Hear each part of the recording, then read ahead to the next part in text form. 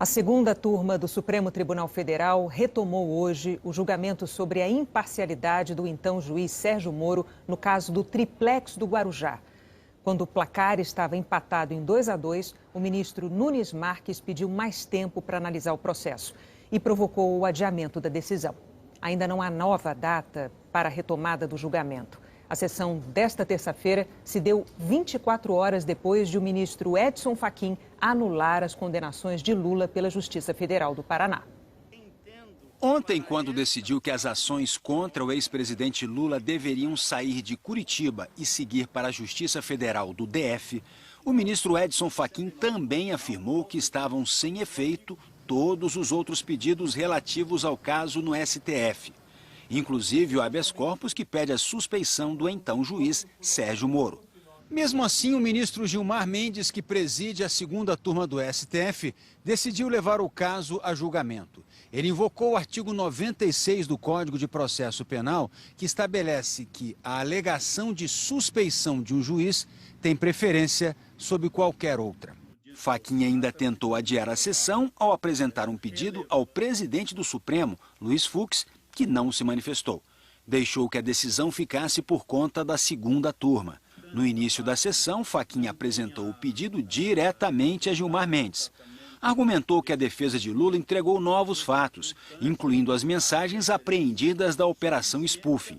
Essa operação prendeu hackers que invadiram celulares de autoridades como o então juiz Moro e procuradores que atuaram na força-tarefa da Lava Jato no Paraná.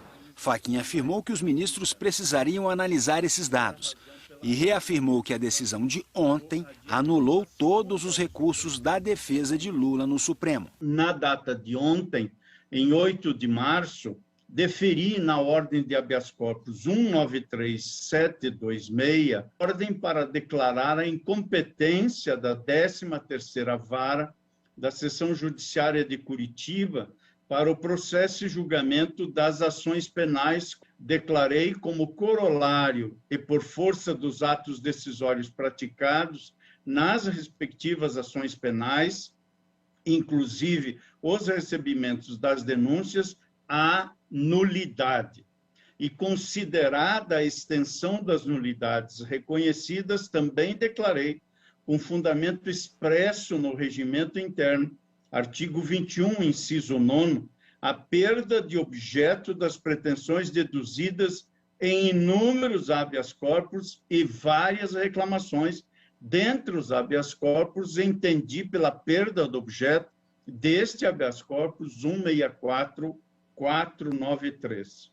Fachin recebeu o apoio do subprocurador da República, Juliano Baiocchi. A defesa de Lula insistiu no julgamento e disse que não apresentou fatos novos, mas apenas fez referências a notícias da Operação Spoofing publicadas pela imprensa.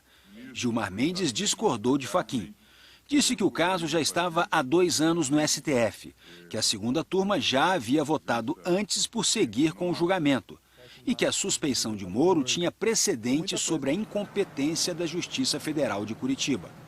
Gilmar Mendes, então, colocou em votação o pedido de Fachin. Os ministros Nunes Marques, Carmen Lúcia e Ricardo Lewandowski seguiram Gilmar e votaram por continuar o julgamento. Nunes Marques explicou os motivos para prosseguir com o julgamento. Afirmou que o caso da suspeição também impacta a decisão da Justiça do Distrito Federal sobre quais provas poderão ser usadas nos processos. Uma vez que, decretando ou não a suspeição, seja qual for a deliberação desta segunda turma, essa decisão fica, logicamente, caudatária e dependente do processo principal, que irá decretar ou não a nulidade. Se, eventualmente, não for decretada, se não for declarada, a suspeição, aquele novo juízo, se assim for o entendimento dessa corte, ele poderá, inclusive, proceder no aproveitamento de todas as provas colhidas. Se, de forma contrária, essa turma entender pela suspeição do ex-juiz Sérgio Moro, o juiz já de antemão procederá em nova instrução, já sabedor que será que não poderá proceder no aproveitamento das provas. O pedido de suspeição de Moro chegou ao STF em novembro de 2018 e começou a ser julgado no mês seguinte pela segunda turma do tribunal. Os advogados de Lula consideraram que Moro foi parcial na ação do triplex do Guarujá e nos outros 3 processos que estavam em Curitiba. A defesa de Lula usou como um dos argumentos o fato de Moro ter aceitado o convite para ser ministro da Justiça do governo Bolsonaro, o que provaria que o então juiz agiu com motivação política, impedindo um julgamento justo e imparcial. A defesa também citou o que considera arbitrariedades, como buscas e apreensões e interceptações telefônicas do ex-presidente que foram posteriormente divulgadas. Fachin e a ministra Carmen Lúcia já haviam votado por não considerar Moro parcial nas ações contra o ex-presidente. Fachin defendeu que os argumentos apresentados pela defesa sobre eventuais arbitrariedades já haviam sido analisados pelo próprio STF, sem direito a novos recursos. Sobre outros argumentos, como o convite a Moro para integrar o governo Bolsonaro, Fachin afirmou que o STF não poderia analisar os fatos porque ainda não tinha julgado os temas.